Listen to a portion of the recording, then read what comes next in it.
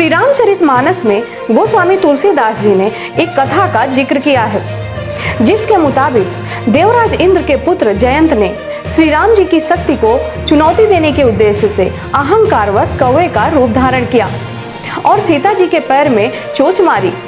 प्रहार इतना तीव्र था कि माता सीता के पैरों से खून की धार बह निकली, जिसे देख मर्यादा पुरुषोत्तम श्री राम क्रुद्ध हो गए और उन्होंने कौवे बने जयंत पर सीख से धनुष बाण बनाकर वार किया, जिसके बाद वार से बचने के लिए जयंत तीनों लोकों में भागने लगा।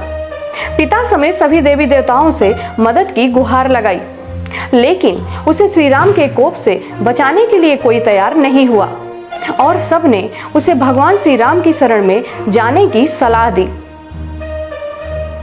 आप सोच रहे होंगे हम आपसे इस कथा का जिक्र आज क्यों कर रहे हैं, तो बता दें, इस कथा को आपके सामने लाने का उद्देश्य महज बस इतना है कि हम आपको दिल्ली के मुख्यमंत्री अरविंद केजरीवाल द्वारा 2018 में बीजेपी आईटी सेल पर बनाई गई एक मिथ्या रिपोर्ट को रीट्वीट करने के बाद उनकी मनोदशा को ठीक ढंग से समझा सके।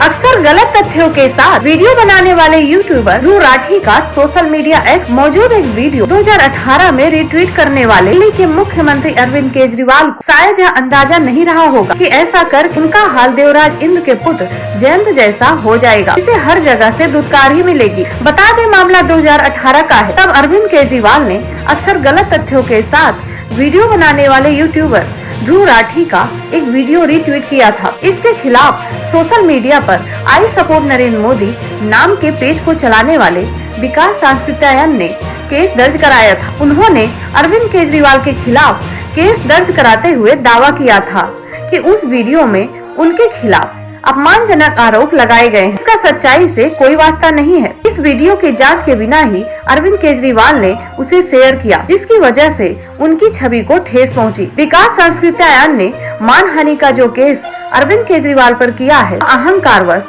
जयंत द्वारा माता सीता के पैर को आहत करने के बाद श्री राम जी द्वारा चलाए गए उस बाण सरीखा बन गया है, जिससे केजरीवाल का कहीं बचाव होता नहीं दिख रहा है। बेचारे केजरीवाल मानहानि के केस से बचने के लिए अदालतों के चक्कर लगा रहे हैं, माफी मांग रहे हैं, लेकिन उन्हें कहीं से भी राहत मिलती नजर नहीं आ रही है। इस मामले में निचली अदालत ने इसे मानहानिकारक माना था और अरविंद केजरीवाल के खिलाफ समन जारी किया था। केजरीवाल ने इस समन के खिलाफ सेशंस कोर्ट में अपील की थी, लेकिन वो खारिज कर दी गई है। इसके बाद उन्होंने दिल्ली हाई कोर्ट में याचिका लगाई, लेकिन वहां भी उन्हें निराशा ही हाथ लगी। हाई कोर्ट के जस्टिस स्वर्णकांत शर्मा ने कहा था कि अपमानजनक सामग्री को रीट्वीट करना आईपीसी की धारा 499 के तहत दंडनीय अपराध है।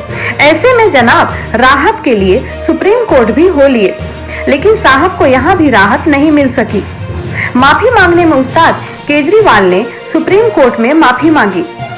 सुप्रीम कोर्ट में सीएम केजरीवाल की ओर से पेश वरिष्ठ अधिवक्ता अभिषेक सिंघवी ने कहा, मैं इतना कह सकता हूं कि मैंने रिट्वीट करके गलती की।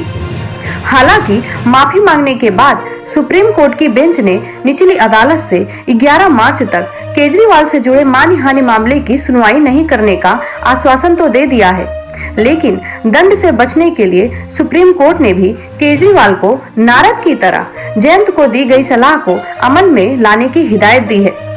कोर्ट ने कहा है कि यदि केजरीवाल को इस मामले में दंड से बचना है तो उन्हें कोर्ट में माफी मांगने की बजाय विकास सांस्कृत्यायन के समक्ष दंडवत होना चाहिए।